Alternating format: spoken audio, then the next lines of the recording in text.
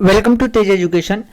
फिर से हम इस वीडियो में टॉप 25 मैनेजमेंट के प्रश्न देखेंगे। साथियों, हम आपको पूरी किताब कवर करा रहे हैं। सबसे पहला प्रश्न है आपका कि चिर प्रतिष्ठित दृष्टिकोण को किसने अभियांत्रिकी दृष्टिकोण की तरह वर्णित किया है? तो आप याद रखना, गुलिक ने। जी हाँ, किसने? गुलिक ने चिर प्रतिष्ठित दृष्टिकोण को अभियांत्रिकी दृष्टिकोण की तरह वर्णित किया है। पूछ रहा है कि निम्नलिखित में से कौन सा कथन यहां पर सही दिया गया है? तो साथियों, यहां पर तीनों कथन सही है। सबसे पहला कि वैज्ञानिक प्रबंध जो रहता है वह प्रतिष्ठित विचारधारा का ही प्रकार होता है, बिल्कुल सही है।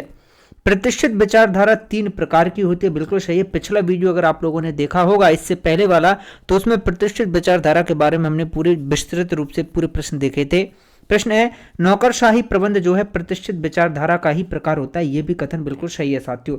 चलिए मैं थोड़ा सा आपको प्रतिष्ठित विचारधारा के बारे में बता देता हूं। पूरे प्रश्न आप लोग देख लीजिएगा। देखिएगा, मैंने बताया पिछली वीडियो में कि प्रतिष्ठित विचारधारा को 3 भागों में बांटा है और वैज्ञानिक प्रबंध, नौकरशाही प्रबंध और प्रशासनिक दृष्टिकोण, ये इसके 3 भाग हैं। ठीक है, और प्रतिष्ठित विचारधारा के तीनों भाग हैं। ठीक है, अब अगले यहां जो हमने प्रश्न देखा वही था, तो पिछली वीडियो भी साथियों आप पूरे देखना, पूरे क्रम से सीरीज जरूर देखना, आपके लिए काफी किफायती रहेगी साथियों।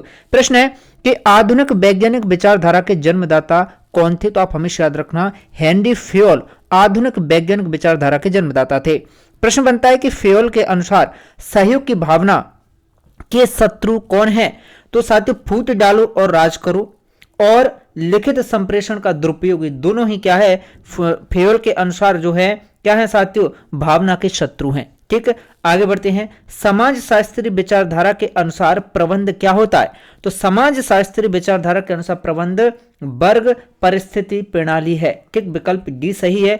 प्रश्न है कि हेनरी फेयोल ने प्रबंध के 14 सिद्धांतों का प्रतिपादन करते हुए जिन 2 बातों पर बल दिया है वो कौन सी 2 बातें?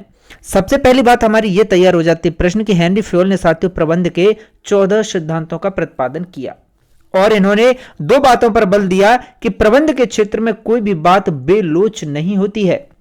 दूसरा ये कि उनके द्वारा प्रतिपादित सिद्धांतों की सूची क्या है, अंतिम सूची नहीं है। ठीक है, इन दोनों बातों पर हेनरी फेयोल ने जो है बल दिया था। ठीक, प्रश्न है कि फेयोल ने प्रबंध साहित्य के लिए किस प्रकार के दृष्टिकोण का योगदान दिया है? तो इन्होंने वैज्ञानिक दृष्टिकोण का, कैसे, वैज्ञानिक दृष्टिकोण का जो है योगदान दिया है हेनरी फेयोल ने प्रबंध साहित्य के लिए। प्रश्न बनता है कि फेयोल के अनुसार एक वैयक्तिक व्यवसाय के सभी कार्यों को विभाजित किया जाता है किस तरह से? तो तकनीकी रूप में। ठीक, प्रश्न है कि वैज्ञानिक प्रबंध विचारधारा की विशेषता निम्न में से कौन सी नहीं है? तो साथियों, विकल्प ए जो दिया है ये प्रबंध की विचारधारा की विशेषता नहीं है, बल्कि वैज्ञानिक प्रबंध विचारधारा की विशेषता कौन सी है? तो सबसे पहला ये कि प्रत्येक कार्य का प्रमाणित समय, सामग्री, कार्यविधि, ये सभी निर्धारित होते हैं। ठीक है, हर कार्य का। दूसरी क्या विशेषता है वैज्ञानिक प्रबंध की? दूसरी विशेषता है कि पारस्परिक सहयोग के लिए मानसिक क्रांति आवश्यक होती है। ठीक, आगे बढ़ते हैं। चलिए नेक्स्ट प्रश्न है कि प्रबंध के किस सिद्धांत के अंतर्गत अंगूठे छाप के प्रतिस्थापन पर बल दिया जाता है? कौन से सिद्धांत के अंतर्गत? तो वैज्ञानिक प्रबंध सिद्धांत के अनुसार।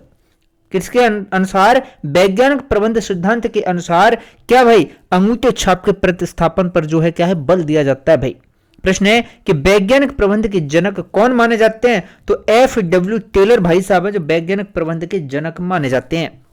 प्रश्न है, वैज्ञानिक प्रबंध सही रूप से यह जानने की कला होती है कि आप लोग क्या खाना चाहते हैं और यह देखना कि वे उसे सर्वोत्तम ढंग से पूरा करते हैं। यह कथन किसका है? तो यह कथन साथियों टेलर का है। किसका कथन है? यह कथन आपका टेलर का है। ठीक, और अभी हमने क्या देखा कि टेलर को साथियों वैज्ञानिक प्रबंध का जनक कहा जाता है। नेक्स्ट प्रश्न बनता है आपका, देखिए प्रश्न क्रमांक 39 से आपका साथियों 39 कि वैज्ञानिक प्रबंध का सार कार्य का संगठित या व्यवस्थित अध्ययन करना, कार्य के विभिन्न घटकों या तत्वों का विश्लेषण करना तथा प्रत्येक तत्व या घटक पर श्रम के कार्यों में व्यवस्थित सुधार करना, यह कथन किसका है? तो आप याद रखना, यह पीटर ड्रकर का कथन है। किसका है साथियों?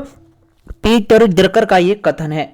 प्रश्न बनता है, हेनरी फेयोल किसके लिए जाने जाते हैं? तो आप हमेशा याद रखिएगा कि हेनरी फेयोल साथियों प्रबंध के सिद्धांतों के लिए जाने जाते हैं। किसके लिए? प्रबंध के सिद्धांतों के लिए।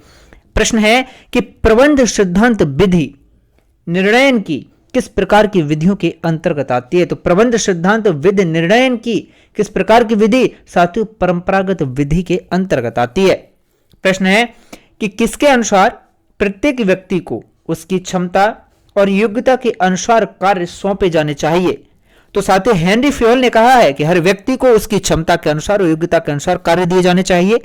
हेनरी फ्योल का मानना है कि हर व्यक्ति की क्षमता एक समान नहीं होती, इसीलिए उसे उसकी क्षमता के अनुसार ही कार्य सौंपने चाहिए।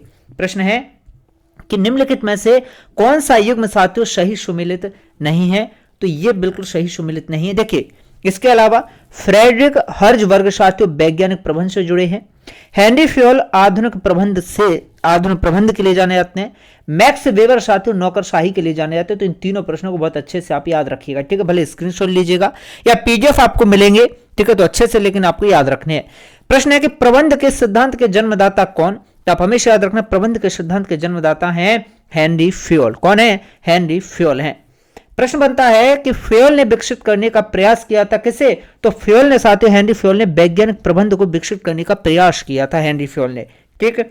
चलिए अब आगे बढ़ते हैं अगले प्रश्न। तो प्रश्न है कि प्रबंध के सिद्धांतों का पिता किसे कहा जाता है? तो बर्नार्ड भाई साहब को क्या है? प्रबंध के सिद्धांतों का पिता कहा जाता है। प्रबंध के सिद्धांतों का पिता किसे? बर्नार्ड को कहा जाता है साथियों। नेक्स्ट प्रश्न है कि टेलर के कार्यात्मक संगठन के अंतर्गत गैंग वॉस वास्तव में क्या कार्य करता है? तो टेलर के कार्यात्मक संगठन के अंतर्गत गैंग वॉस जो रहता है यह वास्तव में कर्मचारी को निर्देश देता है। क्या करता है भाई? कर्मचारी को यह निर्देश देता है। प्रश्न है कि संगठन का सिद्धांत निम्नलिखित में से कौन से हैं?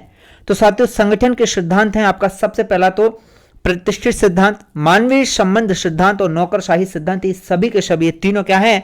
संगठन के ही सिद्धांत हैं, ठीक है। प्रतिष्ठित सिद्धांत, मानवीय संबंध सिद्धांत और नौकरशाही सिद्धांत। प्रश्न बनता है कि मानवीय संबंध दृष्टिकोण में किसने योगदान दिया है? तो आप याद रखना, मानवीय संबंध दृष्टिकोण में योगदान दिया है हॉर्थॉर्न अध्ययन और एल्टन मेयो, ठीक है भाई। विकल्प ए और सी इसके सही जवाब है। अगला प्रश्न बनता है आपका प्रश्न क्रमांक 51, देखें कि परंपरागत अवधारणा के अनुसार प्राधिकार उच्च स्तर से निम्न स्तर की ओर प्रभावित होता है, परंतु अब एक नवोदित अवधारणा विकसित हुई है जो स्वीकरण सिद्धांत कहलाती है। इस विचारधारा का निम्नलिखित में से प्रतिपादक साथियों कौन है? स्वीकरण सिद्धांत का।